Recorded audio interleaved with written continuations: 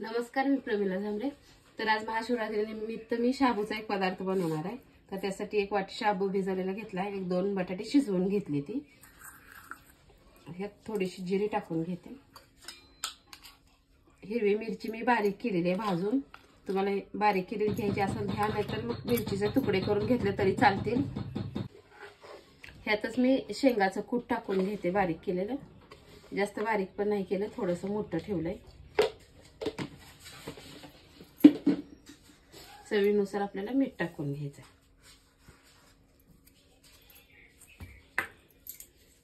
आणि आता हाताने पूर्ण एकजीव करून घ्यायचं। हे बटाटे पण ह्यात आपल्याला चुरून घ्यायचे ते।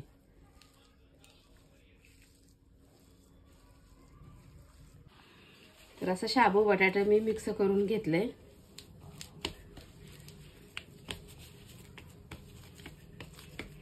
छान असा गोळा झालेला आहे।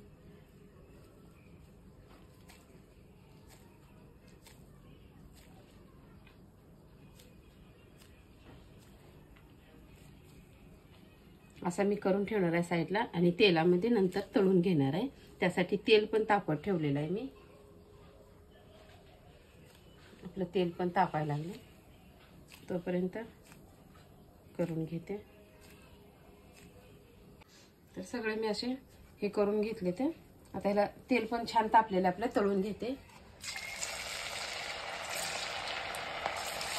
तेल तापूस तर गॅस मी फुल ठेवलेला आहे, आता थोडा कमी केलाय, म्हणजे कमी गॅसवर छान असं तळलं जातं ना। आज कुठंही कच्चं राहता कामा नये। जेवढ्या तेलामध्ये बसतंय तेवढं मी सोडून घेतले।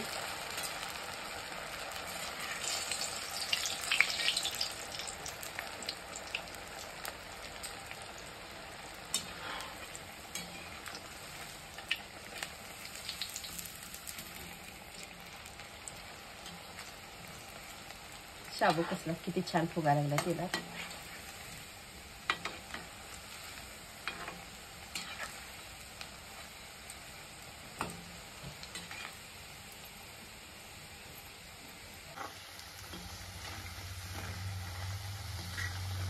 बघा आता चांगलं 5 मिनिटं मी गॅसवर तेलामध्ये ह्याला तळले। तळल्यानंतर शाबू पण थोडासा बाहेर यायला लागला ह्यातनं। छान असं तळून झालेलं आहे, काढून घेते एका प्लेटमध्ये। शाबू पांढरा दिसतंय पण ती बाहेर येऊन ती फुटून तळला गेलेला।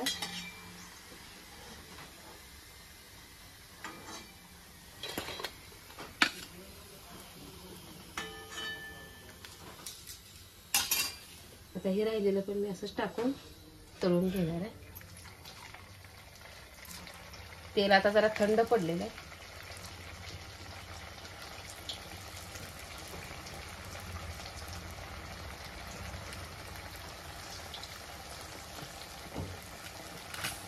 आता ही तळेपर्यंत आपण काय करू, चटणीचं पण वाटण करून घेऊया।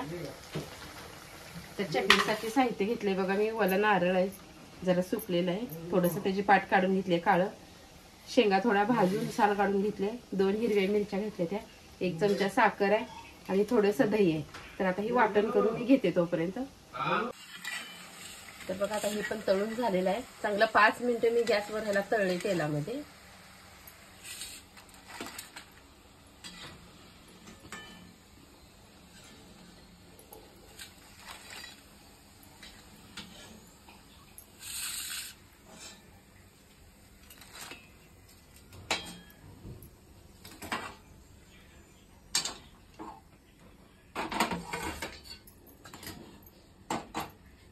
तर हे उपवासाचा पदार्थ मी साईडला ठेवते आणि चटणी पण तोपर्यंत बारीक करून घेतलेली आहे।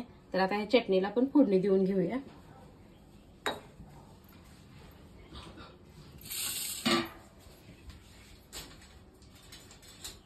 तरी मी गॅसवर एक छोटं पातेलं ठेवले, आपण या चटणीला फोडणी देऊया। ह्यात मी थोडंसं तेल वतून घेतले।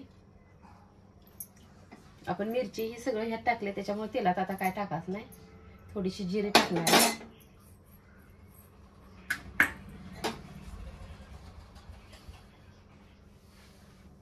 जिरीमध्ये मी तेल टाकून घेते।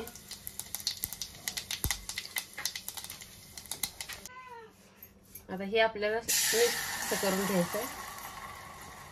जिरे छान अशी फोडणी जिरी तळली गेलेली, पाणी थोडंसं ओतून घेते मी.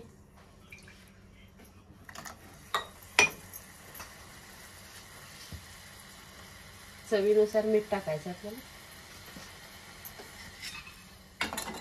आणि हे मिक्स करून घ्यायचं. आता आपल्याला हळद वापरायची नाही, का तर उपवासाची चटणी असल्यामुळं हळद नाही टाकायची. अशाच आपल्याला चटणी आज बनवायची. तर अशा पद्धतीने माझी चटणी पण तयार आहे. आणि शाबूचाही पदार्थ केलाही, त्याला तुम्ही कुठलंही नाव देऊ शकता. असा पदार्थ केला. व्हिडिओ आवडला तर नक्कीच लाईक करा, सबस्क्राईब करा, फॉलो करा. फेसबुकवर बघत असाल तर फॉलो करा.